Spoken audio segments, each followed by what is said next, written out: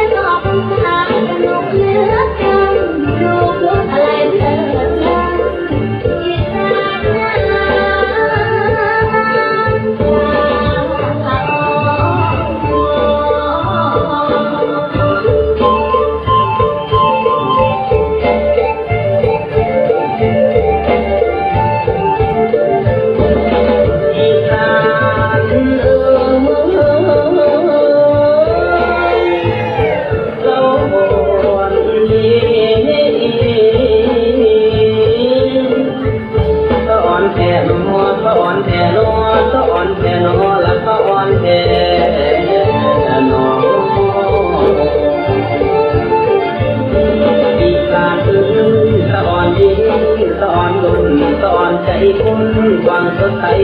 มวนคำเบาหลอนสอนน้ำใจทุกเดือนไปบุญประจำก็มีเหตุบุญตามมีตามกองมี12ของ